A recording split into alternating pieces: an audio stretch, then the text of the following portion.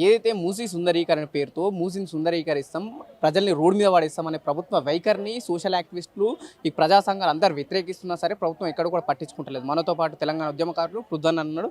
అన్న ఏంటి, ఒకవైపు మూసీ సుందరీకరణ పేరుతో సిటీలో ప్రజల్ని రోడ్ల మీద పడేస్తున్నాం, మరోవైపు దామగుండం పేరుతో ప్రకృతిని ఖరాబ్ చేస్తున్న ప్రభుత్వాన్ని ఏం చెప్తారు, ఏం చెప్పదలుచుకున్నారు? అసలు ఒక ప్రణాళిక లేదు. మూసీ అనేది ప్రక్షాళన జరగాలి, సుందరీకరణ తర్వాత సంగతి, కానీ ప్రక్షాళన వాస్తవంగా జరగాలి.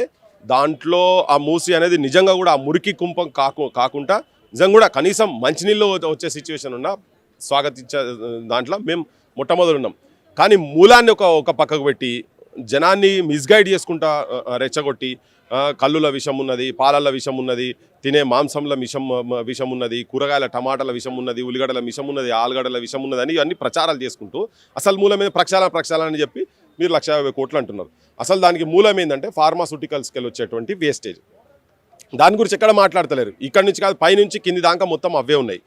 వాటి గురించి Patancheru most polluted city in the world ఇప్పుడు మనకు పటాన్చెరుకు సంబంధించినటువంటి ప్రాంతం. సో అక్కడి నుంచి వస్తున్నటువంటి ఫార్మా వేస్ట్ కావచ్చు, ఇండస్ట్రియల్ వేస్ట్, నాచారం ఇటువంటి ప్రాంతాలకు వెళ్ళి వచ్చే వాటిని ఫస్ట్ మీరు దాన్ని ఎట్లా కంట్రోల్ చేస్తారు? దానికి సపరేట్ పైప్ లైన్స్ ఇస్తారా? దాన్ని ఏం చేస్తారా? అవసరం బంద్ చేస్తారా?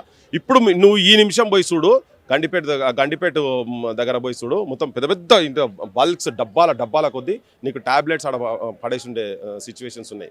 మొత్తం ఇక్కడ చూసినా కానీ ప్లాస్టిక్ అయిపోయింది. గండిపేట తాగే నీళ్ళు హైదరాబాద్కు జీవనదులైనటువంటి గండిపేట, అక్కడ పోయి మీరు ఇప్పుడు పోయి చూస్తే మీకు అక్కడ కనబడతాయి విజువల్స్ ఎట్లా ఉంటాయి చూడు.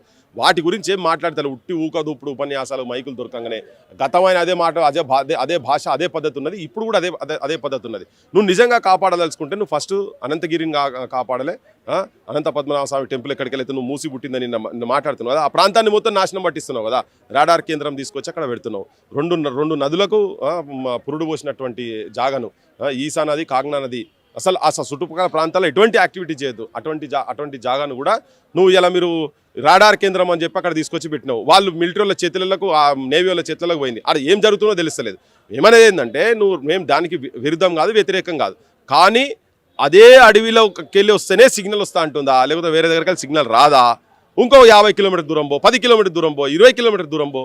దానికి ఉదాహరణ ఏం చెప్తుండ్రు మీరు? రాడార్ సిగ్నల్స్ గురించి కాదు మేము అనేది. 3 ప్రధానమైన అంశాలు: 2 నదులు పుట్టినటువంటి జాగా, 2 తర్వాత అది మొత్తం అడవి ప్రాంతం, తర్వాత రేర్ మూలికలు ఉన్నటువంటి ప్రాంతం. అదంతా అది ఇయాలటి నుంచి కాదు, ఎప్పటి నుంచి వస్తున్నటువంటి నానుడి. హైదరాబాద్ నీళ్ళు పడ్డారాబా వీనికి అనేది ఒక నానుడు ఉంటుంది. ఎందుకంటే ఆ ప్రాంతంలోకి వెళ్ళి వచ్చి గండిపేటలో పడుతుండే కాబట్టి, అనంతగిరి, దామగుండం ఈ బెల్ట్ నుంచి అంతా ఇటు వచ్చి పడతాయి కాబట్టి, ఆ ఈసా నది కూడా వచ్చి ఇక్కడ మీకు గాంధీ మార్గ్ దగ్గర వచ్చి మైదీపట్నం లంగరాజు దాటిన తర్వాత ఎక్కడైతుందో అక్కడ కలుస్తాయి 2 నదులు, అక్కశైలం లెక్క అవి కలిసి నీకు అదంతా వస్తుంది. సో ఆ మెడికల్ గుణాలు ఉన్నటువంటి ప్రాంతం కాబట్టి అక్కడ ఒక ఆయుర్వేదిక్ సెంటర్ పెట్టాలి అనేది మట్టి ప్రధానమైన డిమాండ్ ఉండే. సో వీటి రెండింటిని నువ్వు ఇవి చేయకుండా అసలు మూలం పక్కకు పెట్టేసేసి వాళ్ళకి ఏంటంటే మంచిగా అడవి ప్రాంతం కావాలని నేవీ వాళ్ళు వచ్చి పెడుతున్నారు. దానికి ఉదాహరణ కొంతమంది బీజేపీలు కూడా ఏం చెప్తున్నారు, అరే ఆర్మీ వాళ్ళు, మిలిటరీ వాళ్ళ కన్నా ఎక్కువ గ్రీనరీ ఎవరు మెయింటైన్ చేస్తారు, కానీ వాడు ఏం చేయబోతున్నావు కూడా తెలుస్తలేదు కదా.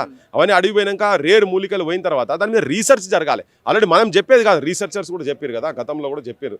158కి పైన రేర్ మూలికలు ఉన్నాయని చెప్పని చాలా క్లియర్ అయిపోయారు. అవి ఏందో నువ్వు రీసెర్చ్ చేసి దాన్ని ఇంకింత రావాలి కదా.